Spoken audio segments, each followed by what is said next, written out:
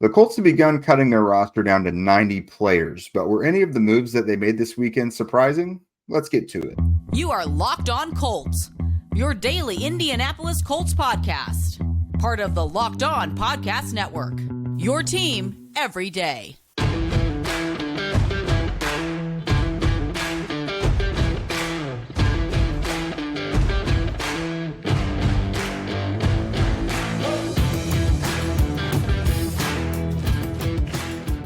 Hello, thanks for tuning in and making us your first listen of the day. This is your daily podcast covering your Indianapolis Colts, part of the Locked On Podcast Network, your team every day. And today's show is brought to you by Game Time. Download the Game Time app, create an account, and use code LOCKEDONNFL for $20 off your first purchase. Last minute tickets, lowest price guaranteed. Hello, everybody. Welcome back to the show. I am Jake Arthur, and he is Zach Hicks. You know the two of us from horseshoehuddle.com. I am your daily on-site credentialed media member for the site, bringing you all the latest news and notes from the team facility. And Zach is just the roughest and tumble film guy that we've got out there. Roughest and tumble? Am I rolling around? Well, rough and tumble, you've heard that before, surely. Man, I was born in the late 90s. I don't know if that's some early 90s slang there, Jake. Well, I say things that are far older than what I actually am. So we're going with it today. We're going to tell you guys about some of the roster moves that the Colts have started making in terms of getting that roster down to 53 players from 90. And then we're also going to continue kind of wrapping up our coverage from the preseason and training camp. Tell you some of the, who are the most outstanding players, biggest surprises, things like that on both sides of the ball. But most importantly, let's go ahead and start out with some of these roster moves. Now, this one is not official yet, Zach, but it has been announced that Danny Pinter broke his ankle in that preseason finale. So he will go on IR. That will be one of the, that's going to be one of the chop downs from 90 to 53 is him going on IR. Because he's expected to miss the season, I would presume. Yeah. That'll be one of them. The rest, nothing too crazy. They released running back Kenyan Drake and safety Teez Tabor. They also waived a handful of guys, wide receivers Tyler Adams and Cody Case, offensive linemen Emil Ekiyor and Matthew Vanderslice, tight ends Michael Jacobson and Nick Eubanks, and then kicker Lucas Haversick. So again, nothing earth-shattering yet. A couple of those veterans, it's probably, go ahead and let's get you out on the market soon so you can beat the rush, of the rest of the league. Anything on here kind of moving the needle for you? Yeah, well, before we get into the roster moves and stuff like that, just Danny Pinter being out for the season, that's kind of a big blow to this team because now don't get me wrong, Danny Pinter, really, really rough at right guard. Really, really rough at right guard last season. Obviously, putting the faith in him as a starter last year just did not work for this team. When he did move back to center, it wasn't that bad. It wasn't amazing. I'm not going to sit here and lie about it and say that he was incredible back at center, but it was what we kind of expected. A good backup center to have behind Ryan Kelly, who Ryan Kelly's dealing with injuries on his own right now. He's missed the last 2 weeks of training camp, last week and a half of training camp. And he's not been the most healthy player the last couple of seasons. So Danny Pinter as the backup center was probably going to see some playing time this year, whether we want to see it or not. And now losing that player, I made a joke about this or a quip about it on X the other day / Twitter, whatever the heck you want to call that app now. I made a joke about it, though, being like the Colts are now down to 6 rosterable offensive linemen on this entire team. Like they had 7, but now with Danny Pinter out, like you have your starting 5, you have Blake Freeland. I'm not sure you have another one on this roster right now.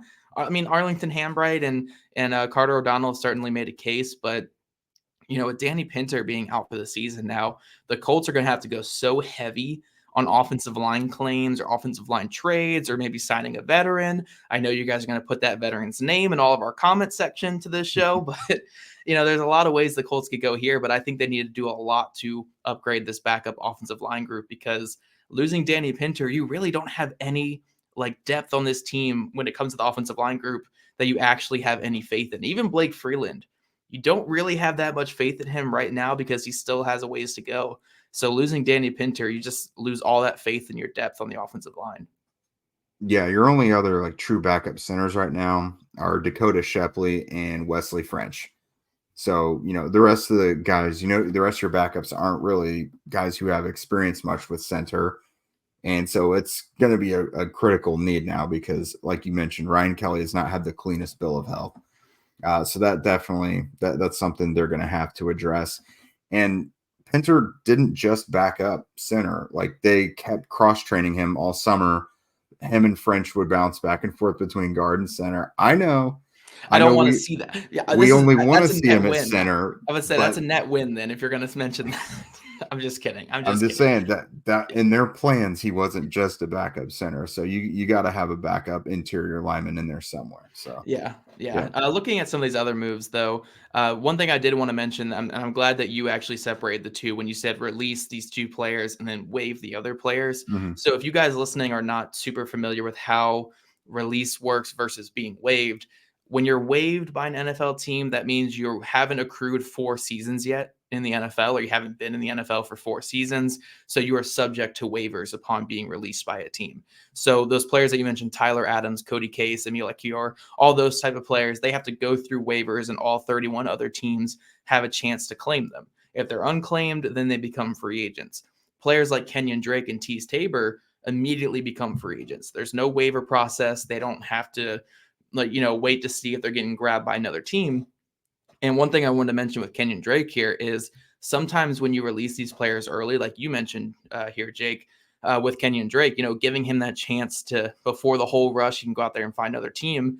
But also it kind of can be like a hint, hint, wink, wink, like don't go too far. If there's any injuries here in-house, we'd love to bring you back and stuff like that. So it's kind of more like hey, we'll release you early. You can go see if there's a market for you elsewhere. But if Evan Hull goes down with an injury this season, if Zach Moss is not fully healthy, after we make some roster moves, we could bring you back to be part of the team again. He doesn't have to go through waivers and get claimed by someone else like these other players. So, with veterans, there's a little more flexibility there, and you might see the Colts go this route with a Tony Brown as well in the next couple of days.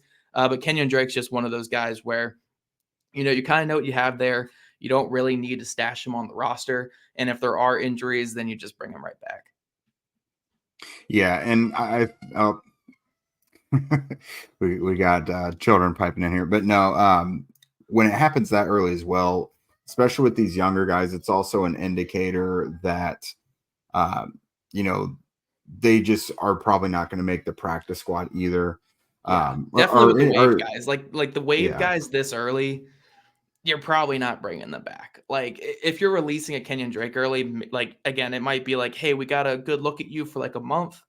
We feel pretty good about you, but we just have other guys we like more right now. But these other guys, which I'm assuming you were going to transition us into, like Emil Ekiyor, for instance, a guy who coming into training camp, we were all saying this is a guy who can compete for a roster spot, should have been draftable, but he had I think it was like a heart condition at the combine is one of the main reasons why he went undrafted. And he just did not grab a spot on this roster. He just did not do enough. The first preseason game in particular against the Buffalo Bills was just very, very brutal for him. And he just didn't look like he belonged on an NFL roster at all. And I know some people are going to say, oh, you release him early, get him on that practice squad. But you don't release him early if you really plan on bringing him around. You try to sneak him through with the hundreds of waivers that happened on Tuesday. So I think this is more of a, we gave the local kid a shot. It didn't really work. It's kind of the same as Tyler Adams, too. Tyler Adams is a local kid they gave a shot to. Cody Case, I believe, is pretty local as well. I think he was Illinois or something like that. So it's kind of like all these local kids that they were giving a shot to and they liked, but, it's not going to work out. They're going to probably be somewhere else or, waiting for a call next camp for the Colts to bring him in. Yeah, as I say, they at least got on the active roster with that. They made it through training camp and everything. Yeah. None of those, the timing of none of these is super surprising. A lot of people, myself included, thought Emil Ekiyor could compete for a depth spot at right guard, probably practice squad. And so to see him go out already, like you said, he just never really landed here. Cody Case did some really nice things early in training camp with someone I was watching a lot the first week or so. But that receiver group just had so many quality contributors to it that he just kind of fell into the mix a little bit. So really nothing surprising here. the Colts, I feel like they tend to make a random thing like hold on to that second kicker for a while for some reason, but they did get rid of the extra weight with Lucas Haversick. So there's really nothing too surprising here. No, nothing too crazy, guys. But coming up, we're going to continue our training camp talk and just our review of training camp and everything while talking about some of our awards for the Colts offense this summer. But first, let's hear from our friends over at Underdog Fantasy. August is here, and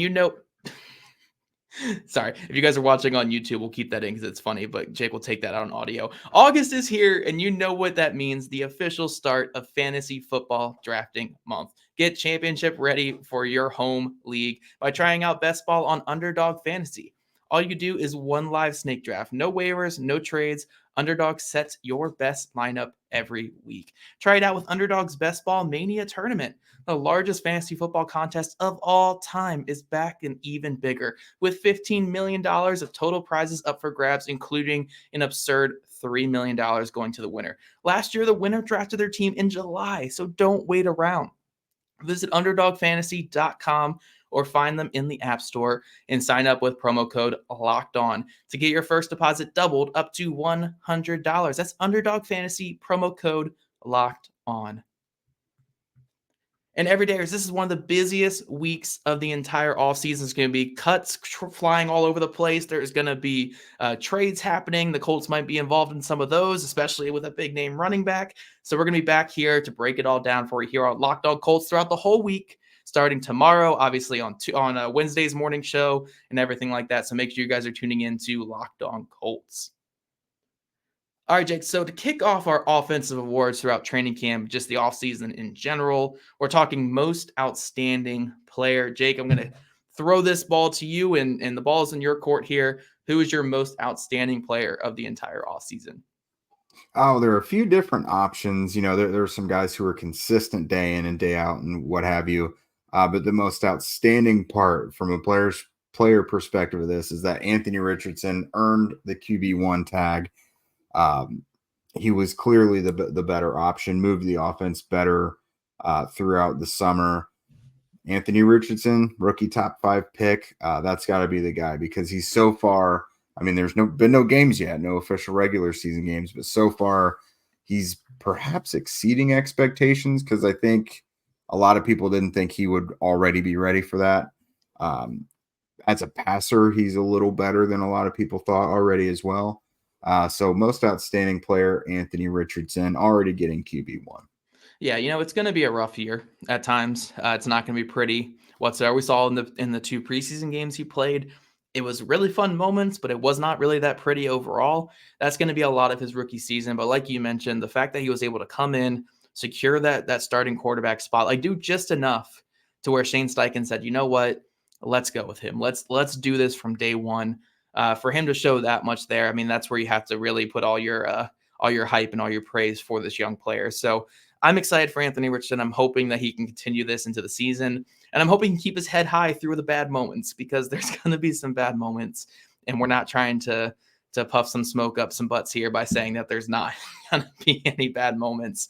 But switching to another player here who I think had an outstanding offseason here on the offense, that's going to be veteran tight end Kylen Granson. Now, the Colts tight end group was hampered by injuries, from top to bottom. Every single player who came into this tight end group or was coming back into this tight end group was just hurt at some point this offseason. The one guy who stayed healthy through it all is Kylen Granson. And on top of just staying healthy, he was able to just put together a great camp. He showed great hands. He was the player who's consistently hauling in passes from Anthony Richardson in the games, in the preseason games, had a really good connection with the young quarterback, showed that ability to run after the catch, was getting open throughout all of training camp from everything that you've reported to us here on Locked On Colts, Jake. So Kylen Granson, I know every offseason it feels like we get really excited about his preseason, his training camp, and then it kind of carries into the regular season, but not fully. I think this is really the time for him, though. Tight ends take a little bit to develop in this league. They're not a position that comes in from day one and just dominates. And we're seeing here like a year 3 tight end is when they really break out. I think this is going to be a good year for Kylen Granson, especially with Jelani Woods. We just don't really know his status with that hamstring injury. So if Jelani Woods is missing some time, Kylen Granson's tight end 1, and he's proven it here in training camp. So Kylen Granson's my most outstanding player on offense throughout training camp. I thought he just had a really, really great offseason. For sure. And I mean, he's a tight end that you can move around. He's best known for pass catching, obviously. But talking to tight ends coach Tom Manning, like I was surprised to see him go out of his way to compliment Granson's blocking as well. Now, he's by no means a finished product, and he's not even a standout blocker, you would say. But the fact that the Colts like his blocking ability lends itself to show what his playing time could be this year. What his role in the depth chart could be if they let go of Mo Alley-Cox and they think, Kylen can hold his own as a blocker while, Jelani Woods has not been out there. Drew Ogletree has been in and out as well. So the only constant in the tight end room has been Kylen Granson. And of the guys that we think will make the roster, Kylen Granson is your de facto tight end 1. He's been healthy. He's been consistent. He's shown great hands. His biggest issues previously were his inconsistent hands and his abilities as a blocker for the most part. And those things have kind of been checked off for the most part. I mean, again, he's not a standout blocker. He's not the guy that you're going to put out there helping against a TJ Watt or something, essentially. But, I mean, enough to where he's not going to be such a singular focused tight end. You know what I mean? Like, I think they'll find ways to keep him more involved. Yeah, and he'll be their H-back / fullback as well in some sets. So it's going to be really nice to see that with him. Newcomer of the year, again, this could be a rookie. This could be someone who maybe was with the team last year but was on the practice squad, so never really got a chance. We're going to go with 2 rookies because I think they're the obvious ones. The one I'm going to go with is Josh Downs, wide receiver in the 3rd-round pick. Josh Downs was kind of just everything as advertised coming into this offseason. It took him a minute to surpass Isaiah McKenzie as the slot receiver, but I think we can definitively say that he's kind of surpassed him at this point. Yeah, feels that way.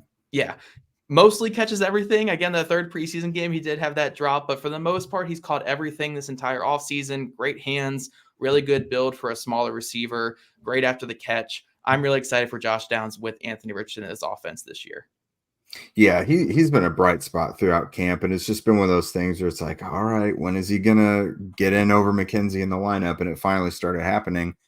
And both Gardner Minshew and Anthony Richardson have fed this guy in practice. Like they commonly look his way, and again, he pretty much catches everything most of the time. So he's been a real standout. And that guy he's going to be catching passes from, we also have to mention here, of course, in the newcomer of the year, Anthony Richardson. So it's a lot of expectations for a rookie quarterback, top 5 pick to come in and earn that QB1 role. But he wasn't even really gifted it. You know what I mean? They signed Gardner Minshew to be the starter if their rookie wasn't ready. And Richardson showed enough to be ready. So we want to make sure we get in this next group here before we move on to defense. Biggest surprise. Now, this doesn't necessarily have to be a player. It could just be a subject of the whole thing. So no resolution to the Jonathan Taylor situation, I think, is one of the biggest surprises. I think everyone figured, okay, he's disgruntled with the contract. He's on PUP. This whole thing is going to work itself out at some point before training camp is over, and we'll know one way or the other how it's going to work out. We don't know that right now. The trade stuff is heated up. He's been given a deadline of Tuesday afternoon, that 4 p.m. deadline.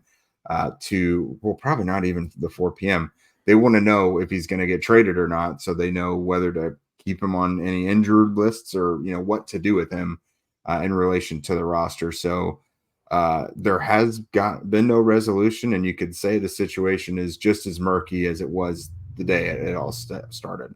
Yeah, we won't get an update until like noon-ish, from anywhere between noon and 4-ish on Tuesday is when we'll get an update whether the Colts are going to keep him, whether they're going to trade him, and trade him to the Dolphins is probably the one that it would be. And if they keep him, I don't assume he's going to play a snap for the Colts anymore at this point. I assume he would be on the PUP list the entire year and just not play. But we're going to get more info on that here on Tuesday. I don't expect anything on Monday. You guys are listening to this on Monday. I do not expect anything on Monday in terms of just news on this front. The Colts are going to take this to the wire, see what deals they get, evaluate all the deals, and then pick which one they like the best if they're going to trade him. But Yeah, I think that has to be the biggest overall surprise of just the entire offseason for this entire team is Jonathan Taylor back in April saying, I'm going to honor this contract. I'm on a contract. I want to be in Indy forever. I love Indy. Just changes out his agent, goes to Makikawa, and it turns into this whole mess here. Again, I'm not blaming it all on Taylor and Kawa. I'm not blaming it all on the Colts either, but it's just become a mess that none of us could have feasibly just envisioned whatsoever a couple months ago. Who would have thought that Jonathan Taylor would be the player in this situation with the Colts? I mean, the guy that we all know and love is the humble running back that was breaking records for the Colts and stuff like that. Again, I'm not saying he's not that guy still. I just, from the surface, there's no way you could have predicted that this would be the player having a contract dispute and pretty much demanding his way out of Indy. I just never would have seen it happening. And it's by far and away one of the biggest overall surprises, not only this offseason, but just in my time covering the Colts. Yeah. And with the caveat that he's still got the ankle, I think another big surprise within all of it is that the Colts hadn't even made him any offers. Like we all assumed, I think, behind the scenes that they were jostling back and forth and negotiating, but no, the Colts never really had even come to the table. Not that they were never going to, but it was not on Taylor's timeline that they were. Mm-hmm. So we're going to have more on that later in the week once we know what's going on with Taylor. So we'll table that discussion for now. We're going to toss some awards over to the defensive side of the ball here in a minute. But first, it's game time. Buying tickets to your favorite event shouldn't be stressful. Game Time is the fastest and easiest way to buy tickets for all the sports, music, comedy, and theater near you. With killer deals on last-minute tickets and their best price guarantee, you can stop stressing over the tickets and start getting hyped for the fun that you'll actually have with those tickets. I personally love Game Time because if I feel like being spontaneous and, going out on a whim on a weekend when I had no plans, just anything like that, I can go right to Game Time and not have to browse a bunch of different places for prices and things like that. They've got their flash deals, the images of the seats, which is always nice, and the lowest price guarantee. Game Time is an easy choice. Game Time is the place for the last-minute ticket deals. Forget planning months in advance. Game Time is deals on tickets right up to the day of the event. Get exclusive flash deals on tickets for football, basketball, baseball, concerts, comedy, theater, and more. The Game Time guarantee means you'll always get the best price. And if you find tickets in the same section and row for less, Game Time will credit you 110% of that difference. It's the fastest growing ticketing app in the country for a reason. Get images of your seat before you buy so you know exactly what to expect when you arrive. Buy tickets in a matter of seconds. 2 taps and you are all set. Tickets are sent directly to your phone so you never have to dig through your email either because that can be a whole nother mess. Snag the tickets without the stress with Game Time. Download the Game Time app, create an account, and use code LOCKEDONNFL for $20 off your first purchase. Terms apply. Again, create an account and redeem code LOCKEDONNFL for $20 off. Download Game Time today. Last-minute tickets, lowest price, guaranteed. All right, so I feel like other than Jonathan Taylor and Anthony Richardson, there's been more to talk about with the defense this summer. So most outstanding player, we don't have any obvious ones. So this one's a little more fun, I'm going to be honest. The guy I'm going with is Nick Cross. So this is the guy that needed to have, I'd say he needed to have a pretty good summer. He had a great summer. Preseason was pretty good. Training camp practices even better, and that includes joint practices, which that's outstanding to see. This guy, the coaches have said all the right things about him, which is not what they were saying last year. I mean, we could see him making some plays on the field, but the coaches were like, yeah, we're looking for some consistency. But he's gotten even better on the field, and now his coaches are kind of raving about his work ethic and things like that and where he's caught up to mentally. So a guy like this, he's going to force the Colts to make some difficult decisions when it comes to game day personnel and stuff. He's created a good problem for his coaches. Yeah, no, we've talked Nick Cross stuff to death, but extremely excited for this guy, and I'm happy that he's able to kind of turn it around. So far turned around after a pretty tough rookie season. The guy I'm going to go with is Dayo Adangbo, the pass rusher that we all know and love, obviously on the Colts defensive front. I wasn't at every single training camp practice, so it's hard for me to determine what he was doing every day in camp, but I was able to watch all the preseason games just like all you guys were. And the Colts kind of went out of their way to give Dio Dangbo a lot of snaps in the preseason. They really want to get this young player some reps against some offensive linemen. Again, maybe not NFL starter caliber offensive linemen, but just against NFL offensive linemen. And throughout the preseason, I mean, he had 3 sacks. He had another one that was waved off with an offsides penalty. So technically 4 sacks. And the one that got waved off might have been his prettiest sack of the entire offseason. It was that cross chop on the outside, which was gorgeous. Looked good rushing from the inside. The outside was constantly having quarterbacks under duress. I thought Dio Dangbo looked fantastic in the preseason. And I'm really excited for him going into the season because, when you look at this Colts defensive front, he's kind of like the 4th defensive lineman. He's the guy that you're not really going to be thinking about because, you had DeForest Buckner next to him on the interior. You're going to have Kwity Paye and Samson Ebukam, 2 solid rushers on the outside. You're not going to think about Dio Dangbo. So he's going to have so many one-on-one opportunities. And if he's coming to the season just energetic, fresh, coming off of a really positive offseason, we could see a really big year for Dio Dangbo. So I know, again, every offseason we say Dio Dangbo and Kwity Paye are breaking out, but I'm really excited about that duo, and Dio Dangbo especially just had a really, really good offseason by my count, and I'm excited for him going into this year for sure. Yeah, this is a big one for him. Year 3, it's the second year off of the Achilles, past the Achilles. So that's what you hope to see from him, and it's really big for the Colts. You hope you have 2 pass rushers, but I feel like it's been a while since they've had a third one. And, teams want more than that, obviously, but the Colts have not had that luxury. They're obviously not a team that gets a ton of sacks off the edge.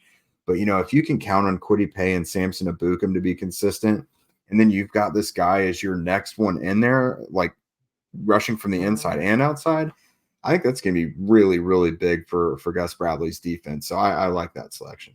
Yeah. Now we're jumping to newcomer of the year. And I feel like for most of this, we're going to stick with the cornerback room because that's obviously the most notable thing here. So I'm going to go with a rookie at cornerback, but it's not with the 2 higher drafted ones. I'm going to go with 7th round pick Jalen Jones. I thought he's had a really good camp, looked really solid and just technically sound in every phase. Really good in press man. I know Gus Bradley shouted him out on Sunday about that when talking with reporters about how good he looked in press man in college and how he's brought that to the NFL. And all the tape's been really good on Jalen Jones. So again, I expect Juju Brents and Darius Rush to get there. Eventually they've had up and down camps. But as of right now, Jalen Jones is shown to be the most NFL ready and just the most, again, up for the task going into the season. So Jalen Jones, really, really great camp. And I'm hoping he can carry that into the season as well. I know it pained you to not select Darrell Baker Jr. on this one because that's your guy. We'll talk more about Baker here in a minute.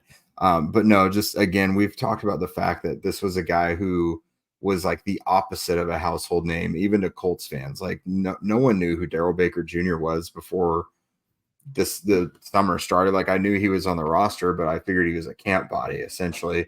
And now here he is as your top outside corner. So that's going to bring us over to the biggest surprise of the summer defensively. And that includes Baker again. And it's going to be that Dallas Flowers and Darrell Baker Jr. have held off this young group. The Colts drafted 3 corners. Those 2 guys who had all odds stacked against them, they have fended off the young guys. Now, the young guys have had some injuries, but even if the young guys had been healthy the whole time, I think Dallas Flowers and Darrell Baker have had really, really solid summers. Yeah. No, it's one of the biggest surprises because we all kind of assumed that Juju Brents would be a starter going into the season.